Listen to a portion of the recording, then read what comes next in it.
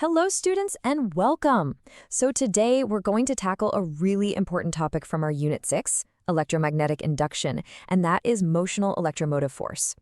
I promise you, by the end of this short explainer, this whole concept will be perfectly clear. You'll feel absolutely confident for your exams, that's my guarantee. Okay, so to get started, let me ask you a very simple question. Just think about it for a second. Is it possible to generate an electric current just by moving a simple wire? With no battery, no power source, nothing. It sounds a bit like magic, doesn't it? But as you'll see, in physics, it's very, very real. So the answer to that question is a big yes. And the secret ingredient, the main hero of our story, is just motion. That's it. When you take a conductor, let's say a simple metal wire, and you move it through a place where there's a magnetic field, something amazing happens. A voltage is created. And this voltage is what we call an electromotive force, or EMF. Now, here's a fantastic way to picture this in your mind. Imagine that these magnetic field lines are like invisible ropes, okay? Just stretched out in space. And our conductor rod is like a knife. So as we move the rod, what are we doing? We are literally cutting through these magnetic ropes.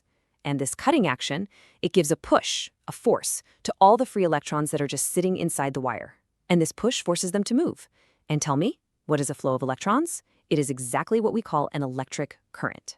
So let's get the proper exam-safe definition down.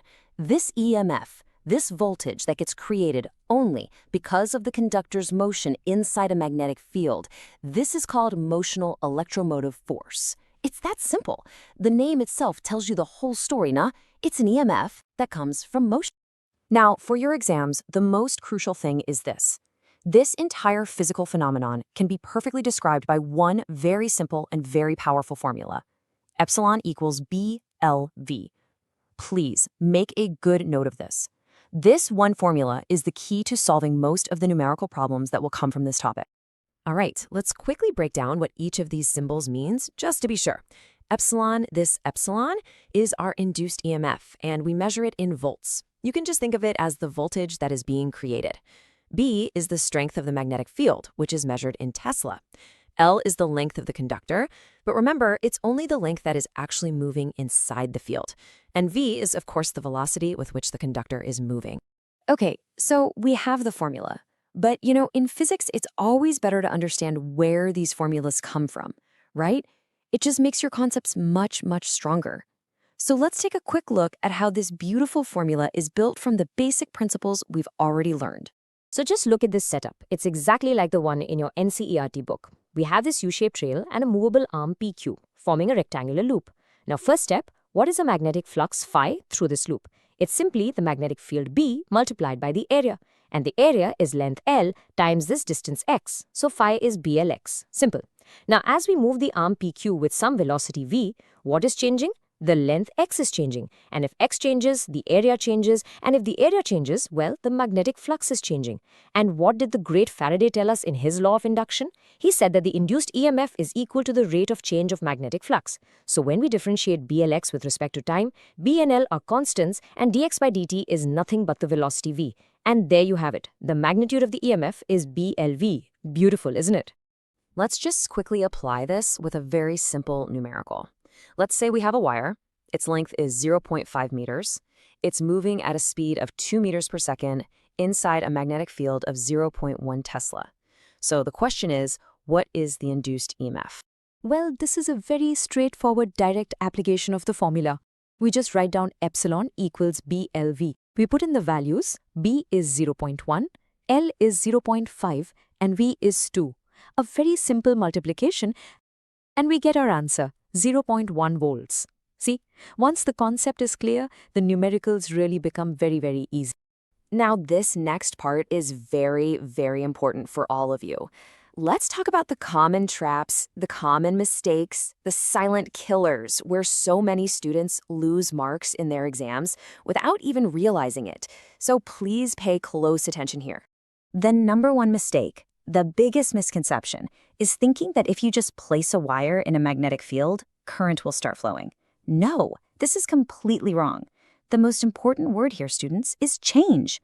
There has to be a changing magnetic flux. If you have a steady field and a stationary wire, there's no change, so there is no induced EMF. So please remember the rule: no change, no current. But there's another hidden trap. It's hidden inside our simple formula itself. It doesn't just work in any and every situation. So tell me, what is the single most important condition for our formula, epsilon equals BLV, to actually be valid? Just think about it for a second. And this is the crucial point. Our simple formula, E equals BLV, is actually a special case. It only gives you the maximum EMF when the magnetic field B, the length of the conductor L, and the velocity V are all mutually perpendicular to each other. Like the three axes, X, Y, and Z. If the wire moves parallel to the field lines, it's not cutting any flux, so the induced EMF is 0. And similarly, if you try to move it along its own length, again, the EMF is 0. This is a very, very common point of confusion in exams, so please be careful. All right, let's bring it all together now. It's time to connect all these little dots that we've been discussing.